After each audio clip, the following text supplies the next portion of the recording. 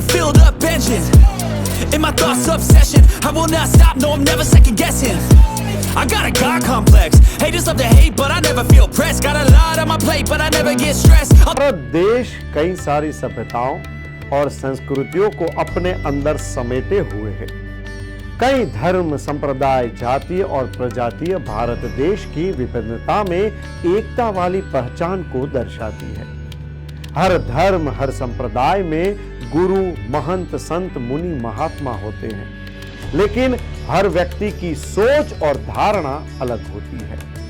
जिस प्रकार सनातन धर्म अन्य धर्मों को नहीं मानता, वैसे ही जैन धर्म सनातन को नहीं मानता। बौद्ध केवल बुद्ध को ही मानता है। मुसलमान सिर्फ अल्लाह को ही मानते हैं। लेकिन क्या आप जानते हैं, एक संत ऐसे भी है जो सभी धर्म, संप्रदाय और विचारधाराओं को साथ लेकर चलते हैं। यकीन नहीं आता ना कि कोई संत किसी प्रकार सभी धर्म ग्रंथों की जानकारी रखते हुए सबको एक धागे में पिरोकर एक सुंदर सी माला रचना करना चाहता है। जन कल्याण, समाज सेवा और सर्वधर्म समभाव की निराली भावना से ओतप्रोत जैन मुनि निराले बाबा सभी को समान दृष्टि से देखते हैं। वह सभी को एक साथ एक छत के नीचे लाने हेतु प्रयासरत है। बीकानेर के श्री गौड़ी पार्श्वनाथ जैन मंदिर गोगा गेट में आचार्य प्रवर श्री दिव्यानंद सुरेश्वर जी महाराज साहब निराले बाबा के पावन सानिध्य में श्रीमद् भागवत कथा ज्ञान यज्ञ का आयोजन किया गया। आयोजक समिति जैन महात्मा सभा बीकानेर एवं श्री जैन श्वेतांबर निराला संघ द्वारा किया गया। आयोजन 3 मार्च से 15 मार्च तक चलेगा, जिसमें कलश यात्रा, शिव विवाह की महिमा का बखान किया गया है और साथ ही भगवान लक्ष्मी नारायण की स्थापना को भी पर्व के रूप में आयोजित किया गया। भक्तों और अपार संख्या को दिव्य संत निराले बाबा के श्रीमुख से जैन धर्म और सनातन की महिमा का ज्ञान प्राप्त हुआ है। आज हम राजस्थान के बीकानेर शहर में आए हैं। यहाँ पर पूजा अर्चना की जा रही है। आज शिवरात्रि का पर्व है और आज दूसरा एक महिला दिवस भी है। तो यहाँ के जो आचार्य हैं हम उनसे पूछते हैं, परम पूज्य स्वामी श्रीधराचार्य जो अयोध्या से बिलोंग करते हैं। गुरुजी, आज शिवरात्रि का पर्व है, क्या कहेंगे आज? ये पावन पर्व है शिवरात्रि का, और इस दिन कुछ भी काम किया जाए, कोई भी काम किया जाए तो पूर्ण रूप से वो सफल होता है। भगवान शंकर और भवानी के मिलन का रात्र है, श्रद्धा और विश्वास के मिलन की ये रात्रि और दिन है। तो आज के दिन कोई भी ऐसा काम किया जाए तो वो अच्छा होता है, पवित्र माना जाता है। और महिला दिवस भी आज पड़ गया है, तो शक्ति की उपासना और शक्ति को संभालना, प्रश्रय देना, उनको आगे बढ़ाना, जो भारतीय संस्कृति का एक सूत्र है, तो वो भी आज महिला दिवस भी है। उसके लिए भी बहुत बहुत शुभकामनाएँ हैं सभी माताओं बहनों को। और प्रगति करें और देश में आगे बढ़ें, अपना नाम रोशन करें और हिंदुस्तान को एक ऐसे धरातल पर लेकर के जाएं जो विश्व में महिलाओं की जो चर्चा है वो हिंदुस्तान के महिलाओं की सर्वोपरि हो, कि वहाँ की महिलाएं आज कहाँ से कहाँ पहुँच गई। और समर्पण, संस्कार, शिक्षा, चरित्र, ये सब भरपूर मात्रा में मिले महिलाओं में। ये मंगल कामना आज महिला दिवस के ऊपर इन सभी के लिए है। आज यहाँ पे कथा का भी आयोजन शिवरात्रि के दिन पे हुआ है, तो उसके बारे में क्या कहेंगे आप? ये कथा तो 3 तारीख से चल रही है और ये चलेगी 15 तारीख तक। इसी बीच में यह शिवरात्रि भी पड़ेगा और 1-2 दिन आगे भी कार्यक्रम इसमें उत्सव मनाए जाएंगे। तो लंबा प्रोसीजर है, लंबा कार्यक्रम है। वैसे लोग 7 दिन का ही भागवत की कथा करते हैं, लेकिन वो 7 दिन एक परंपरा रह गई है। जरूरी नहीं है कि 7 दिन ही हम भागवत की कथा सुने, क्योंकि जब 7 दिन की कथा हुई है तो विषम परिस्थिति में हुई है, क्योंकि परीक्षित को 7 दिन में मरना था, इसलिए उनको 7 दिन रखा गया है। लेकिन आनंद लेने के लिए जब भगवत कथा श्रवण के लिए जब कोई लक्ष्य बनाया जाए तो उसमें दिन की गणना नहीं होती है, केवल विषम संख्या हो, विषम संख्या का दिन हो तो आप 11 दिन, 13 दिन, 15 दिन, महीना, 2 महीना, 3 महीना लगातार कंटिन्यू सुन सकते हैं। उसमें कोई ऐसा नहीं। तो 3 तारीख से कथा प्रारंभ हुई है, 15 तक ये कथा चलेगी। आखिरी सवाल, अयोध्या राम मंदिर बना, उसके बारे में क्या कहेंगे? अयोध्या में राम मंदिर बना नहीं, राम मंदिर तो था ही, पहले से ही था, लेकिन हम लोग बधुआ मजदूर की तरह थे। हमारी संस्कृति बंधी हुई थी। हमारा जो उद्देश्य था, जो हमारा लक्ष्य था भारतीय संस्कृति को लेकर के, सनातन धर्म को लेकर के, वो बांध दिया गया था। चूँकि मूल आधार पूरे विश्व के राम जी हैं और राम जी ही 500 साल तक टेंट के अंदर, इतनी मुकदमा चला, सब कुछ हुआ, मारपीट हुआ, फिर भी टेंट में। तो ये है, इससे ज़्यादा खुशी और इससे ज़्यादा ऐतिहासिक दिन शायद हिंदुस्तान के धरती पर अब कभी नहीं आएगा, क्योंकि 500 साल के बाद में राम जी को उस पवित्र जगह पर बिठाया गया जहां उनका अधिकार बनता था, जहां उनका क्षेत्र बनता था। और ये सारा श्रेय, जहां तक मेरा मानना है, कितने प्रधानमंत्री, मुख्यमंत्री, राष्ट्रपति आए चले गए, अगर मोदी न होते तो ये असंभव था, कभी संभव नहीं हो सकता था। तो हमारा मानना है कि परमात्मा ने मोदी का चुनाव जो किया है वो केवल राज्य चलाने के लिए नहीं किया है, भारतीय संस्कृति को बहुत सर्वोच्च शिखर पर ले जाने के लिए किया है। इसलिए माध्यम है प्रधानमंत्री का पद, लेकिन उसके पीछे जो रीजन है वो भारतीय संस्कृति को बहुत ऊंचा ले जाना, जो हमारे संस्कृति को दबाया गया, कुचला गया, उन सबको धीरे धीरे धीरे नियम और कानून, न्याय के अंतराल में, उनके बीच में रख करके फिर इस कार्यक्रम को आगे बढ़ाने की परिस्थिति बनी। और वो लगे हुए हैं। ज्ञानवापी मंदिर भी उसी से जुड़ा है, मथुरा का भी जुड़ा है, और बहुत से ऐसे क्षेत्र हैं। अयोध्यावासी जितने खुश अब हैं, इतने खुश पहले नहीं थे, क्योंकि पहले बधुआ मजदूर की तरह हम लोग लगते थे कि क्षेत्र हमारा, ज़मीन हमारी, भगवान हमारे, सब कुछ हमारा, लेकिन फिर भी आज हमारे भगवान टेंट में हैं। अयोध्या सिर्फ झांकी है, काशी और मथुरा बाकी है, ये अभी चल रहा है। क्या कैसे देखते हैं आप? ये चलेगा नहीं, इसको हमें चाहिए, हमें लेना है। ऐसा नहीं है, क्योंकि ज़रूरी नहीं है। आज के 500 साल पहले बाबर आया, ये आतंकवादी आए, हमारे मंदिरों को तोड़ा, हमारे सांस्कृतिक जो निशानियां हैं उनको बर्बाद करी।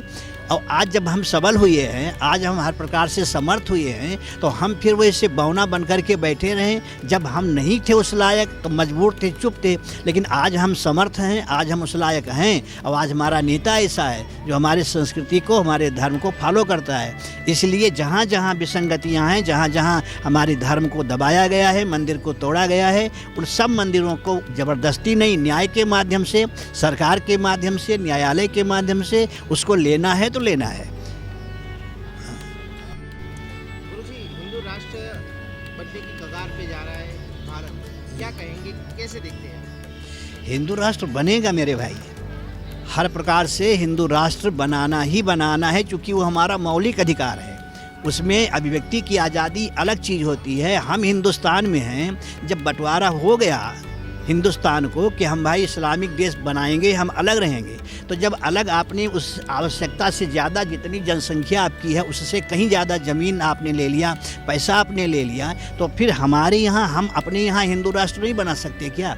हर एक देश अपने अपने राष्ट्र के आधार पर, रसिया है, अमेरिका है, इंडोनेशिया है, ये सब अपने अपने जाति धर्म के आधार पे देश का नाम रखे हैं। लेकिन इतने 80-85% हिंदू होते हुए भी हम हिंदू राष्ट्र की घोषणा क्यों नहीं कर सकते हैं?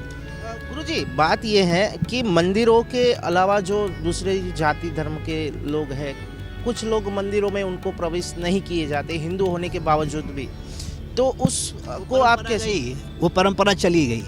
ये जातिवादिता और जातवादी जो परंपरा पहले रही कि हम जाट हैं, हम सिख हैं, हम ये हैं, तुम छोटे हो बड़े हो, अगर ये नहीं ख़त्म होगा तो हिंदू राष्ट्र कभी नहीं बन सकता है।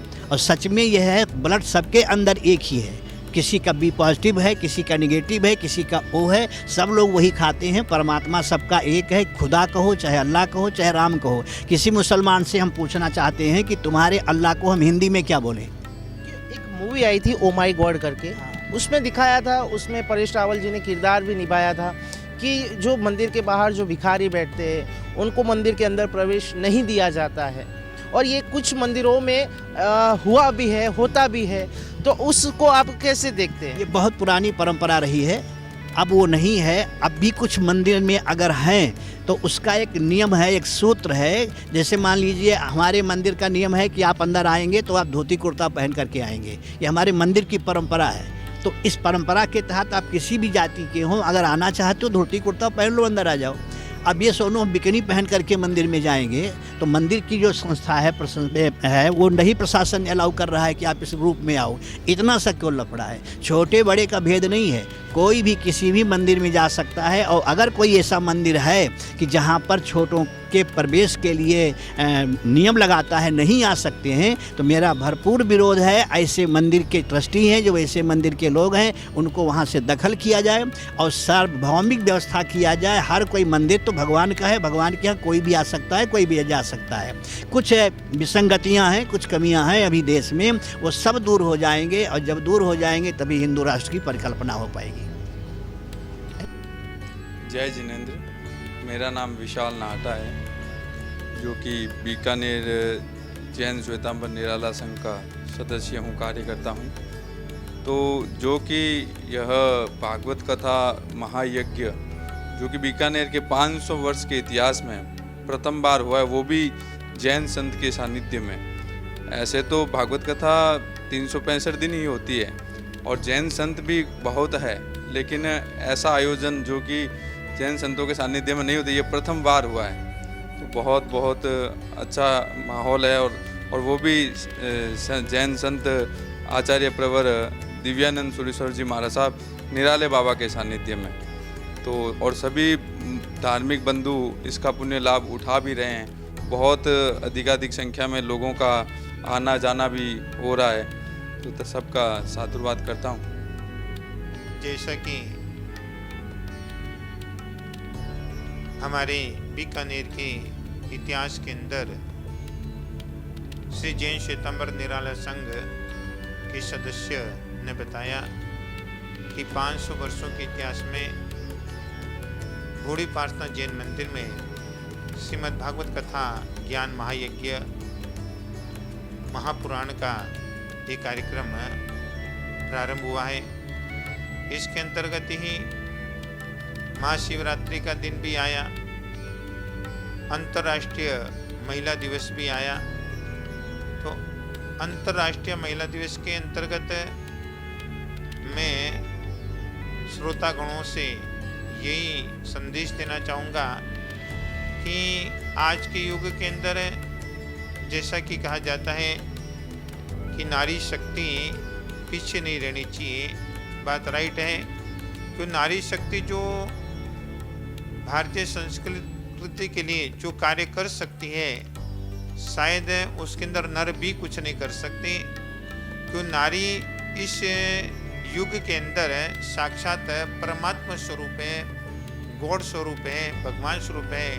क्योंकि वो अपनी कोख से एक मेरे जैसे संत को भी जन्म दे सकती है, रामकृष्ण महावीर जैसे परमात्मा को भी जन्म दे सकती है। इसलिए जिसकी कोख से परमात्मा ने, संतों ने, स्वयं ने जन्म लिया है, तो निश्चित बात है परमात्मा से भी ऊपर है, पूजित है। इसलिए हमारे शास्त्रों में आता है कि माँ का विकल्प कोई भी नहीं है। पिता का विकल्प फिर भी हो सकता है, लेकिन माँ का विकल्प कोई भी नहीं है। माँ का कोई पर्यायवाची शब्द भी निकालें तो माँ का पर्यायवाची कोई शब्द हमारे शास्त्रों के अंदर देखने को मेरे को नहीं मिला। इसलिए आज के युग के अंदर नारियों का सम्मान अत्यधिक जरूरी है, महिलाओं का सम्मान अत्यधिक जरूरी है, क्योंकि हर कार्य के अंदर महिलाएं अग्रसित हैं। पूर्व काल के अंदर हम देखें तो कल्पना चावला की बात देखें, माननीय प्रधानमंत्री इंदिरा गांधी जी की बात देखें, ऐसी बहुत सारी महिलाएं जो कि हमारे भारतीय संस्कृति और धर्म के संस्कारों को बीजारोपण करने के लिए अग्रसित हुई है। इसलिए महिला अंतर्राष्ट्रीय महिला दिवस के उपलक्ष्य में महिला सशक्तिकरण का जो कार्यक्रम है बीकानेर में श्रीमद् भागवत कथा के दौरान जो रखा गया है, निश्चित बात है महिलाओं से भी मैं कहना चाहूँगा कि आप ठीक है, लज्जा हमारे जीवन का एक अंग है, हमारे जीवन का उद्देश्य है, लेकिन लज्जा के साथ साथ में हमारे जीवन के अंदर महिलाओं के जीवन के अंदर एक शौर्यता है, शूरवीरता है, वो हमारे जीवन के अंदर जो दबी हुई है उस शूरवीरता शौर्यता को भी उजागर करके और मंच के ऊपर आकर के एकमेकता के माध्यम से संस्कृति के अंदर अपना बोलबाला बनाना चाहिए। और इसलिए मैं कई बार कहा करता हूँ कि माँ की दुआ खाली नहीं जाती, माँ की दुआ खाली नहीं जाती तो माँ की बददुआ टाली भी नहीं जाती। 4-5 बच्चों को जन्म देने वाली माँ लेकिन अंत समय वो कहती हैं कि एक माँ को 4-5 बच्चे संभाल नहीं पाते हैं। इसलिए आज की युवा पीढ़ी से भी मैं संकेत करना चाहूँगा कि परमात्मा की पूजा भी आप बाद में करें, देवी देवताओं की पूजा भी बाद में करें। सबसे पहले अगर किसी की पूजा ही घर के अंदर है, चलता फिरता जो परमात्मा स्वरूप है, जो हम लोग देह देखते हैं, उस देह की पूजा सबसे पहले जरूरी है। ऐसी मंगल शुभकामनाएं महिला सशक्तिकरण के माध्यम से अंतर्राष्ट्रीय महिला दिवस के उपलक्ष्य में मैं देना चाहूँगा। दूसरी बात है, जैसे हमारे विशाल नाटा ने बताया कि जैन संतों के माध्यम से अगर देखें तो जैन साधु साध्वी चारों संप्रदायों के माध्यम से करीब 15-16 हजार के आसपास में पूरे भारतवर्ष के अंदर है, लेकिन आज तक इस बारे में चिंतन ही नहीं किया। जिस तरह से 22 जनवरी को प्रभु श्री राम मंदिर की प्राण प्रतिष्ठा अयोध्या में हमारे माननीय प्रधानमंत्री नरेंद्र जी मोदी साहब ने करी, लेकिन इसके साथ साथ इस समय आवश्यकता है कि जैन धर्म, सिख धर्म, हिंदू धर्म, जो कि एक ही शाखा की 3 डालियां हैं, इस समय आवश्यकता है कि सभी संत समाज है, चाहे हिंदू संस्कृति के हैं, चाहे जैन संस्कृति के, चाहे सिख संस्कृति के हैं, क्योंकि गुरुद्वारा के अंदर जाते हैं, जो गुरु ग्रंथ साहिब जी है, वहाँ पर भी प्रभु श्री राम जी का, भगवान श्री कृष्ण जी का, प्रभु महावीर स्वामी जी का उल्लेख आता है। तो जहाँ हिंदू संस्कृति के ग्रंथों की बात अगर देखें, चाहे उसके अंदर राम कथा की बात देखें, श्रीमद् भागवत कथा की बात देखें, श्रीमद् भागवत कथा के अंदर भी महर्षि वेद व्यास जी ने जैन धर्म के प्रथम तीर्थंकर श्री आदिनाथ भगवान जी का विवेचन किया है। क्योंकि भगवान श्री कृष्ण जी जैन धर्म ग्रंथ पन्नों के अंदर है, अगर हम लोग देखें तो आने वाली 24 के अंदर वो तीर्थंकर परमात्मा बनेंगे। तो ठीक इसी प्रकार से जब महर्षि वेद व्यास जी ने भागवत कथा के अंदर आदिनाथ भगवान जी का विवेचन किया है, तो वहाँ पर उन्होंने कहीं पर विच्छेद नहीं किया, उन्होंने जैन धर्म को भी स्वीकार करके और इस बात का उल्लेख भागवत कथा के अंदर किया। लेकिन इस समय आवश्यकता है हमको एकता के बिगुल बजाने की, क्योंकि जिस तरह से भगवान महावीर स्वामी जी ने अनेकांतवाद का सिद्धांत आम जनमानस को दिया, तो अनेकांतवाद का मतलब है एकता में अनेकता, और जहाँ एकता में अनेकता की बात आती है तो मंच से भी और मन से भी इस बात का हम लोग एग्रीमेंट करें कि मंच के पर जैन धर्म और हिंदू धर्म के अंदर कहीं भी दूरियां नहीं है, एकता है। और उसी का ही ये सिलसिला बीकानेर के 500 वर्षों के इतिहास के अंदर है, जो कि घोड़ी पासना जैन मंदिर के अंदर प्रारंभ हुआ है। अवश्य में इस बातों को हम भी अपने जीवन के अंदर स्वीकारें और साथ साथ में इस वाणी को सुनकर के आम जन भी इस बात को स्वीकार करके एकता का बिगुल बजाने का प्रयास करें।